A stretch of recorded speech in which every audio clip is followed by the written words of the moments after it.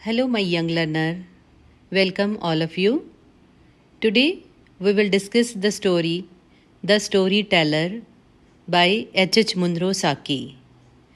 First of all, we will discuss its summary, then its important question. So, without wasting any single moment, let's start the story. The Storyteller is a story of an old lady who was traveling with 3 children by train on a hot afternoon. जो story teller कहानी है वो एक old lady की है जो 3 बच्चों के साथ ट्रेन में ट्रैवल कर रही है गर्मियों की दोपहर में. A bachelor was also travelling in the same compartment, और उसी कंपार्टमेंट में एक बैचलर भी ट्रैवल कर रहा था. All the children were talkative, सारे बच्चे बहुत बातूनी थे.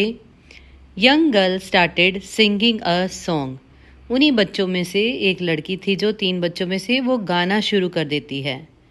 Aunt wanted to keep them quiet, जो ओल्ड आंट थी वो उनको चुप करवाना चाहती है. So she thought about an idea. She started telling them a story, वह उनको एक कहानी सुनाना शुरू करती हैं. The story was about a little girl who was very good. कहानी एक लड़की की थी जो कि बहुत ही अच्छी थी. शी हैड मैनी फ्रेंड्स, उसके बहुत सारे मित्र थे. She was finally saved from a mad bull by some people because of her good character. कहानी के लास्ट में क्या होता है कि उस लड़की को एक मैड बुल से बचा लिया जाता है लोगों के द्वारा, because of her good character, क्योंकि वो बहुत अच्छी थी. तो जब उसके प्रॉब्लम आती है उस पर तो सभी उसको सेव करते हैं. The bigger of small girls asked if the people would not saved her if she had not been good. तो जो बड़ी लड़की थी, मतलब बच्चों में से, छोटे बच्चों में से जो बड़ी लड़की थी, वो पूछती है कि अगर लड़की अच्छी नहीं होती तो क्या लोग उसे बचाते नहीं. Children did not like the story, बच्चों को कहानी अच्छी ही नहीं लगी. The bachelor told the old lady that she was not a successful story teller. तो ये यंग मैन जो साथ में ट्रैवल कर रहा था, बैचलर, वो बूढ़ी आंटी को बोलता है, बूढ़ी लेडी को बोलता है कि आप एक अच्छे स्टोरी टेलर नहीं हो. He offer to tell a story, वो कहता है कि क्या मैं अब एक कहानी सुना सकता हूँ. वह कहानी सुनाने का ऑफर देता है. The story was about a little girl called Bertha. तो इस स्टोरी की जो बैचलर ने सुनाई थी, ये स्टोरी, उसका मेन कैरेक्टर थी एक girl Bertha. She was very good, वह बहुत अच्छी थी. शी वॉज डिसिप्लिन्ड, वह डिसिप्लिन थी, कि वो प्रॉपरली डिसिप्लिन्ड गर्ल थी. तो बेटा आपने लिटिल गर्ल बर्था के बारे में ध्यान से पढ़ना है. ये अलग से आ भी जाता है कि करेक्टर बताना है आपने बर्था का कैसा था. She had won many medals for her goodness. उसने अपनी गुडनेस के लिए बहुत सारे मेडल जीते हुए थे. She had won many medal for goodness. Prince of the country also heard about the goodness, कि उस देश के राजकुमार को भी उसकी अच्छाइयों का पता था. She permitted her to walk in his garden, उसने उसको अपने गार्डन में घूमने की परमिशन दी हुई थी. No any children was permitted to do it. इस यहाँ घूमने की परमिशन और किसी के पास नहीं थी. So it was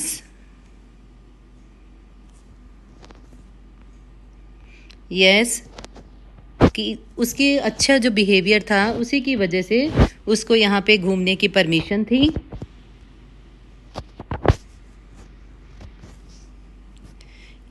it was matter of honour for Bertha, इसलिए ये बर्था के लिए ऑनर का मतलब एक सम्मानजनक बात थी कि उसको प्रिंस के गार्डन में घूमने का मौका मिला हुआ था. Cyril the young among the 3 children, the young boy among 3 children, उन 3 बच्चों में एक लड़का था साइरिल. वो आस्क द बैचलर से पूछता है if there was sheep in the garden. बेटा देखो, एकदम से वो कहानी सुना रहा है, बीच में से लड़का उससे पूछता है कि क्या गार्डन में कोई शीप भी था. तो यहाँ पे जो गुड स्टोरी टेलर है उसका पॉइंट हाईलाइट होता है। वो स्टोरी में इंटरप्शन के लिए कुछ नहीं कहेगा, ना ही उसको चुप कराने की कोशिश करेगा। ऑल द देखो क्या कहता है, the bachelor said no sheep in the park, park में कोई भी शीप नहीं था। Because the prince mother had once a dream that prince would killed by a sheep और बाय ए क्लॉक, क्योंकि प्रिंस की जो मदर थी उनको एक बार एक सपना आया था कि प्रिंस की मौत या तो शीप के अटैक से होगी या कोई क्लॉक की वजह से होगी।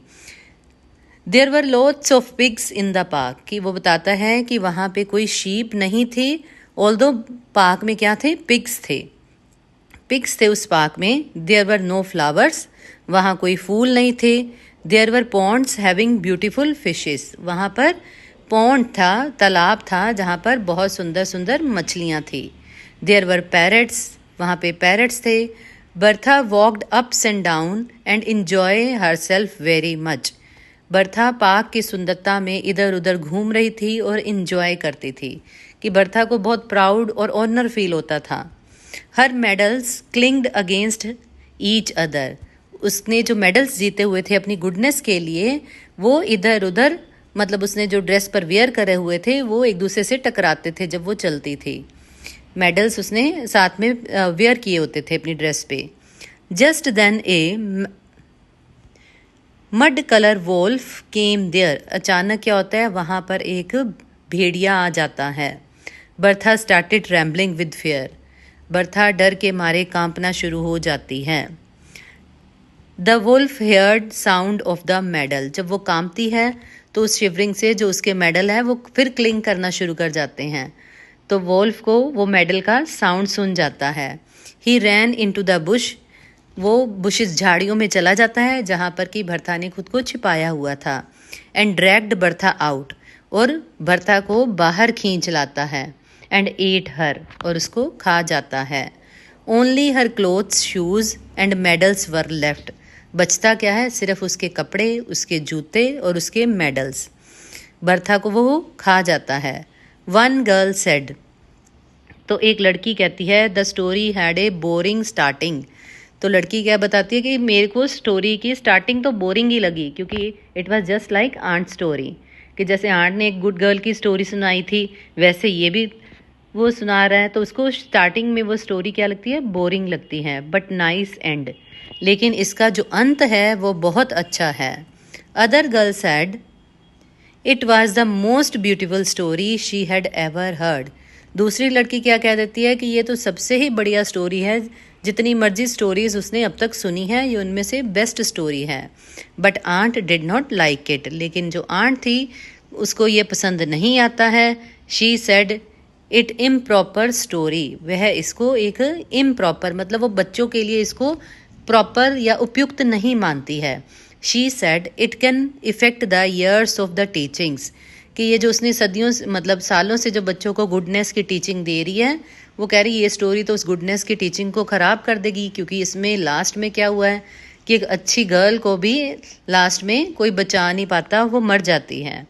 The bachelor was about to leave the carriage, कि जो बैचलर था उसका स्टेशन आने ही वाला था, उसने ट्रेन में से उतरना ही था। He said I had kept the children quiet for 10 minutes, तब वो जब आंट उसको ऐसा बोलते हैं दैट इज इम्प्रॉपर स्टोरी, वो उसको क्या जवाब देता है, I had kept the children quiet for 10 minutes, कि मैंने बच्चों को तो 10 मिनट के लिए चुप रखा है। In nutshell we can say the story teller story deals with the children psychology, अगर हम इसको एक मतलब नटशेल में बोलें तो इसका मतलब क्या है कि ये जो स्टोरी है वो बच्चों की साइकोलॉजी पे डिपेंड करती है के अकॉर्डिंग है। The bachelor understand the children need something new, जो बैचलर था उसको पता था कि जो आजकल के बच्चे हैं उनको कुछ नया चाहिए, वो शुरू से चलती आ रही कहानियाँ भी अब बच्चों को नहीं पसंद आती। समथिंग एक्साइटिंग, उसको पता था कि बच्चे कुछ एक्साइटिंग चाहते हैं जिसमें कुछ थ्रिल हो, कुछ मज़ा हो, बोरिंग सी बात ना हो। Along with he also satisfied their questions by giving answer, और बीच बीच में जब बच्चे उससे क्वेश्चन पूछते हैं, जैसे कोई जैसे कोई बाग में जो सिरल्स पूछता है कि कोई शीप नहीं थे, वो उसका आंसर करता है, उसको ये नहीं कहता है। एक्चुअली जो आंट थी जब बच्चे क्वेश्चन पूछते थे तो वो इरिटेट हो जाती थी। उसका स्टोरी टेलिंग का मेन मोटिव था बच्चों को चुपचाप बिठाना। और जो बैचलर है उसने स्टोरी इस वे में सुनाई है कि बच्चे उस स्टोरी में उसके साथ इन्वॉल्व हो जाएं। तो इन्वॉल्व करने के लिए बच्चों की क्यूरियोसिटी को सॉल्व करना पड़ता है, उनमें एक्साइटमेंट इनकलकेट करनी पड़ती है कि जो चीज़ आप उनको समझा रहे हो, सुना रहे हो, बच्चे उसमें आपके साथ इंजॉय करें। इसके लिए वो बच्चों के क्वेश्चंस के जो आंसर है वो आंसर देता है because of his knowledge regarding children psychology, क्योंकि उसको बच्चों की साइकोलॉजी की नॉलेज थी। वो बच्चों की साइकोलॉजी को अंडरस्टैंड करता था, इसलिए वो इरिटेट नहीं हुआ। उसने बच्चों के सारे क्वेश्चंस दिए, इसलिए उसकी कहानी बच्चों को आंट के कंपैरिजन में ज़्यादा अच्छी लगी। He can keep the children quite, वो कहता है कि मैं बच्चों को आखिर चुप रखने में तो सफल हुआ। तो ये है बेटा आपकी स्टोरी द स्टोरी टेलर, जो चाइल्ड साइकोलॉजी के बारे में बताती है।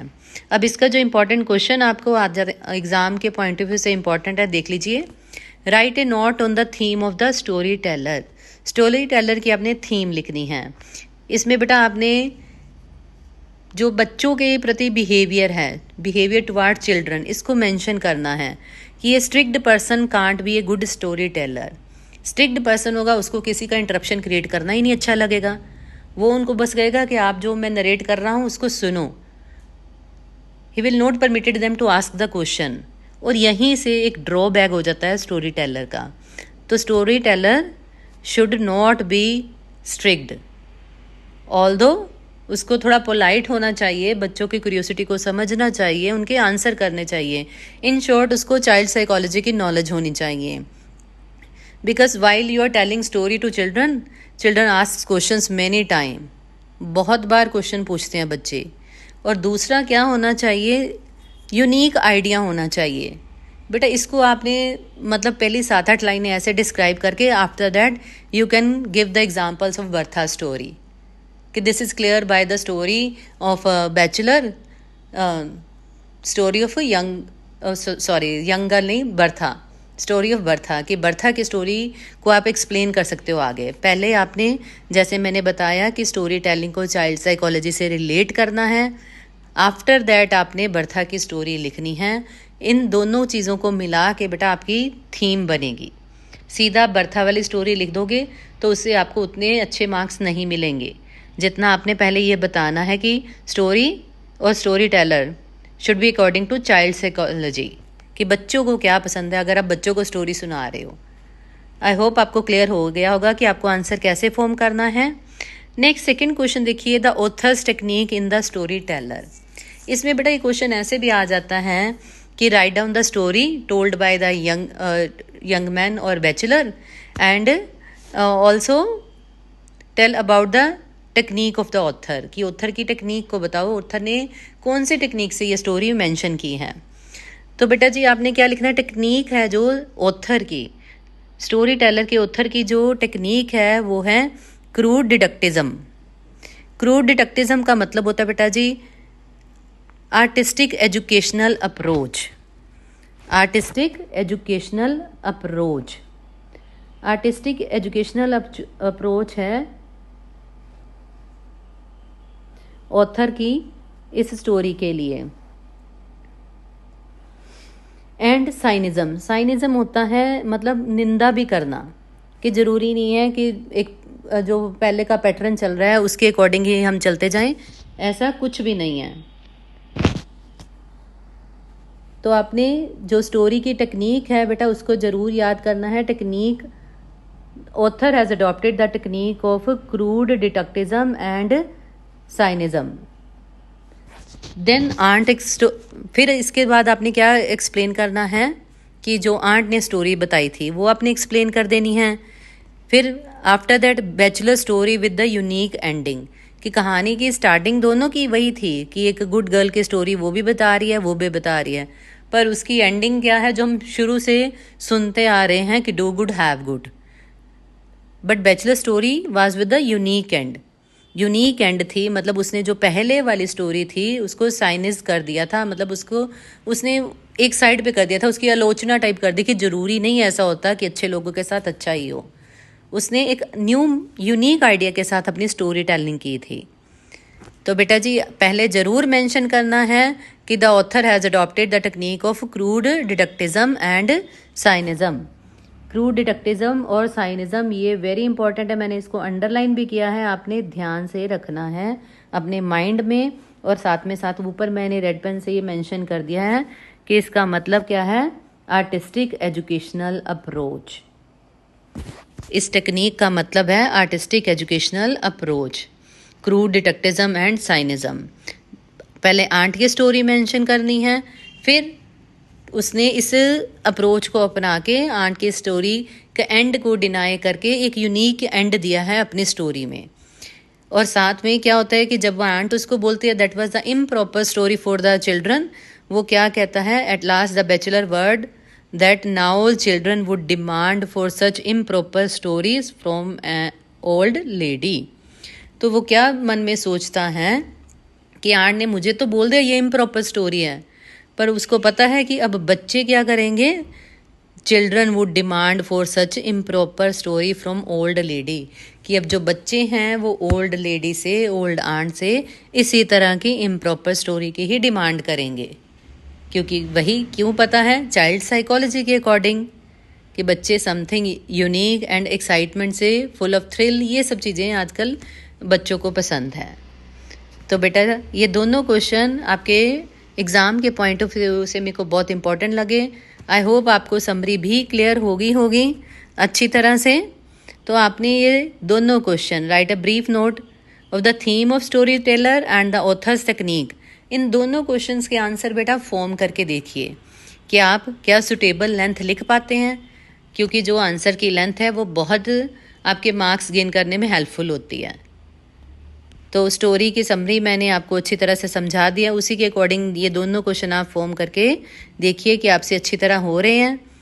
आई होप आपको मेरी आज की वीडियो अच्छी लगी होगी और स्टोरी अच्छी तरह समझ आ गई होगी। अपनी नेक्स्ट वीडियो में मिलते हैं अगली एक और स्टोरी के साथ। तो मेरे चैनल को आप सब्सक्राइब ज़रूर कीजिए, इसमें हम 1 by 1 नेक्स्ट स्टोरीज और आफ्टर दैट ग्रामर पोर्शन भी कवर करेंगे। That's all for the day. Okay.